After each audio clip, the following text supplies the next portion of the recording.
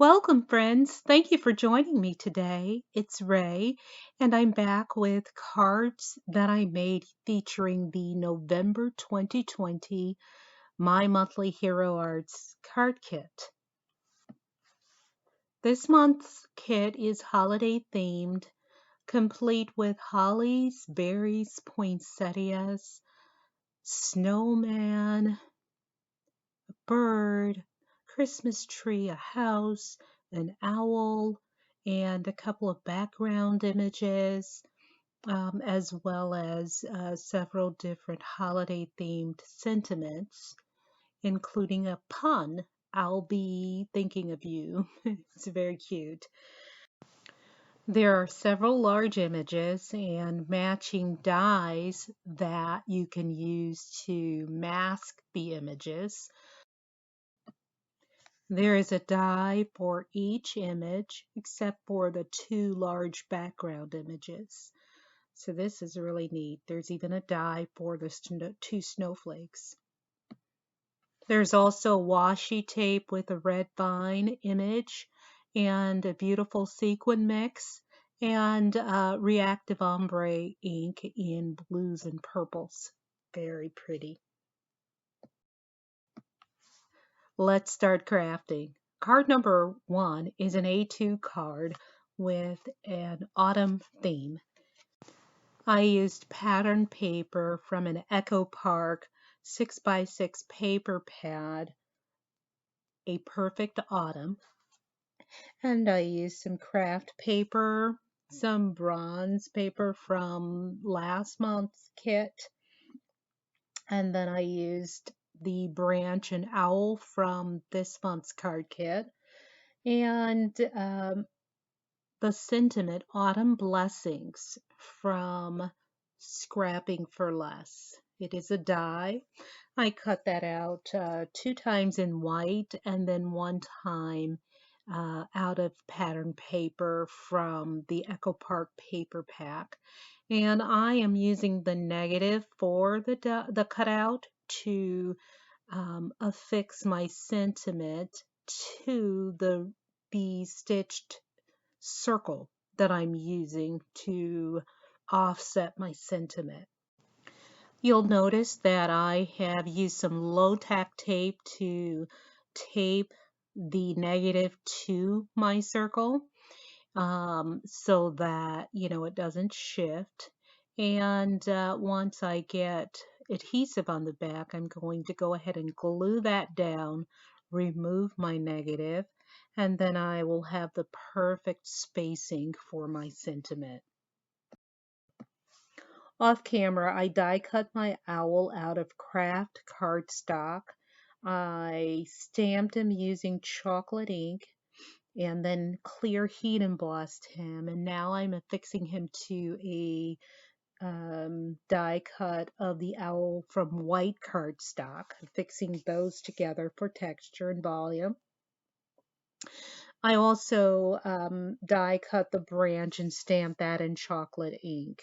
Now here I'm using Distress Oxide Vintage ink to stamp, or actually to go around the edges of all of my pattern paper and my cardstock.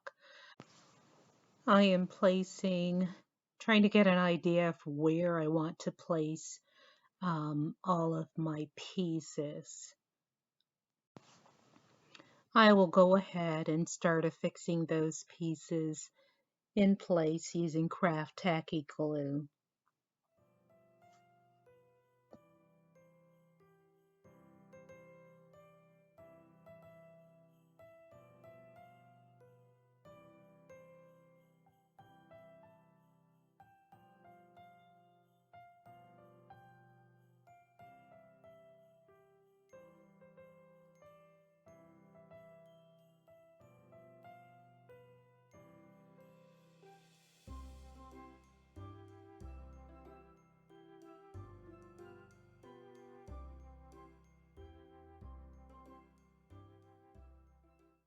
Once I have all of my images and pieces in place, I will go around the edges once again with the vintage photo, and then go ahead and affix my panel to my card base. Then I will take a look at sequin and see which color works best with this theme. I ultimately go with gold and affix those with glue. And that finishes off this card.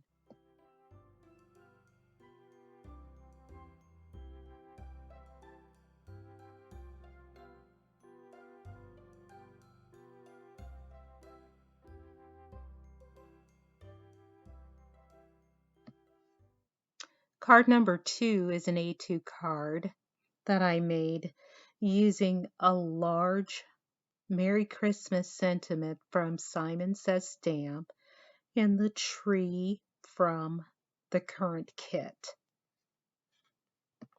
Here I've placed my white panel in the MISTI. I'm prepping it with my anti-static powder because I'm going to heat emboss. I'm going to use Hero Arts gold embossing powder. I've also used Versamark embossing ink. And then after embossing, I have die cut my panel using my favorite things, wonky rectangle die set. And I am going to use the Christmas tree image from the kit and a lot of scrap pieces. So I'm just taking scraps and cutting, die cutting the tree out. And then here I am using my gold Uniball gel pen to make the star on the one piece, the one tree gold. All of the other trees I have cut the star off, and now I'm affixing those to my panel so that it looks like a forest full of trees.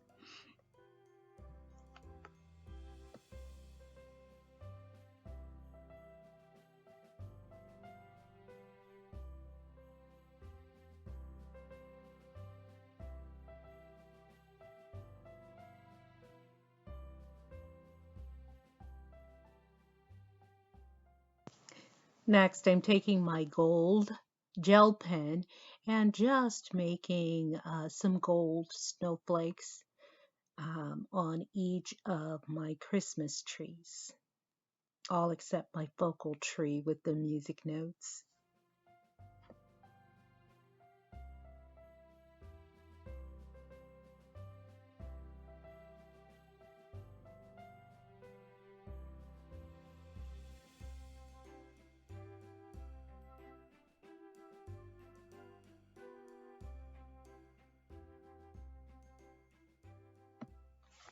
I also use my gold gel pen to make gold snowflakes throughout the sentiment area and other parts of the card, just filling it out.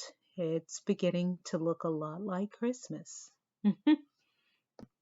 I also use the gel pen to ground the trees a little at the bottom, and that's it for this card. Card number 3 is a Slimline card, and I think this might be my favorite. I use the Trinity Stamps die set, Slimline die, stitch die to cut the focal panel out of white cardstock. And then I am stamping the background scene from the kit using the reactive ombre ink, which is really pretty combination of blues and purples. I'm going to go ahead and stamp that twice, and I will then stamp it lightly on a light blue cardstock, and then I'm going to stamp 3 snowmen, 2 using black Gina K black ink I think it's a amalgam ink, and then the one in the Hero Arts navy blue dye ink. And here I'm using the ombre ink to go around the edges of each of the squares. And now I'm taking the focal panel and I'm using silver embossing and two of the snowflakes, or really the two snowflakes from the kit. And I'm going to use that with Versamark ink and heat emboss it using Hero Arts silver embossing powder. I did get some embossing powder in areas that I didn't want, so I used a dry paintbrush to just brush that off before applying the heat. Also, I'm using my clear acetate piece in between stamping so I don't have to wipe my stamps. I can place the acetate down, make my stamp adjustments, and then keep moving. I also did apply a little bit of Versamark around the top edges of my individual squares and used silver embossing powder to emboss to add a little bit of interest there. I'm going to stamp my sentiment, Let It Snow, and heat emboss that in silver as well. And I've stamped that 3 times on the panel, as goes the song, Let It Snow. And then I'm mounting that with foam tape and placing that on a navy blue cardstock mat. And then I'm going to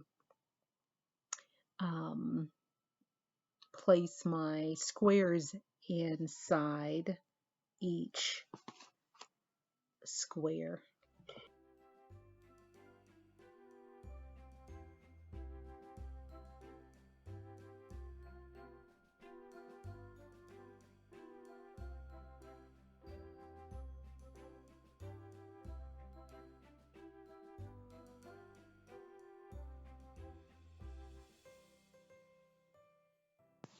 Going to use my diamond stickles to add some glitter, or really to add the snowflakes.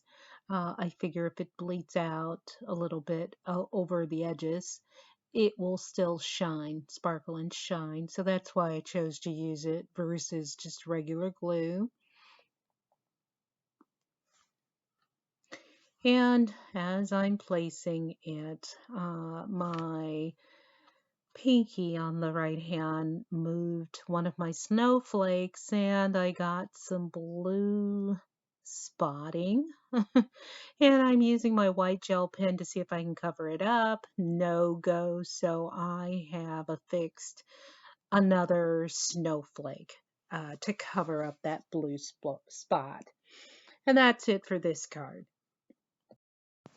Card number 4 is an A2 card. And with this card, I used the Tim Holtz Alterations Birch Tree embossing folder and craft cardstock. And after embossing, I took Unicorn White pigment ink from Hero Arts and just swinked that across my panel, my embossed panel, let that dry, and then just to add a snowy effect to my panel. Then I die cut a bird from the kit and affixed him to one of the branches on the embossed tree, and thought about adding a black spot for his eye, but then I thought, no, I really want the silhouette look, so I left him alone. I did stamp holly leaves and berries, and the berries were not a solid stamp, so I took my alcohol ink marker and colored those in with red. And then I formed the sentiment peace, love, and joy onto another piece of cardstock and heat embossed that using unicorn white ink and some white embossing powder to make it stand out. And then I affixed a few sequins to the card to add some sparkle and shine. And I thought I had my white blizzard drops, Nuvo drops, but it turns out I had my morning dew drops that I added here to the front of the panel, and those came out just fine. They were really shiny once they dried. And that's it for this card. Real quick, simple, but pretty. Card number 5 is an A2 card, and this was fun to make. I used the same Echo Park 6x6 paper pad that I used for my first card. I die cut a stitch circle and a bronze scallop circle from a Creative Expressions circle die set. And I also heat embossed my sentiment using copper embossing powder from Hero Arts. Then I die cut the house and stamped it with chocolate ink and used my gold gel pen to outline the edges of the windows and the roof line to give it a little bit of interest. And then I took my vintage photo distress oxide ink and I went around the edges using an ink blender. I went around the edges of the cardstock, I should say the patterned paper, and then the house as well. With this design layout, I used the April 2020 Call Me Crafty Al's Sheetload of Cards sketch for this design. So here I'm going to affix my cardstock to a mat, and then I'm going to go ahead and lay out my design. I will link the April 2020 sheetload of cards below in case you want to check that out. All of the measurements will be on that link, so I did follow them closely.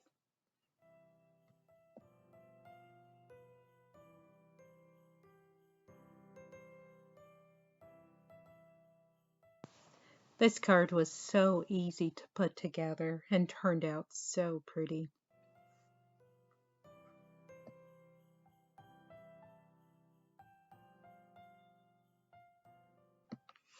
I'm affixing my house to the panel as well as some sequin.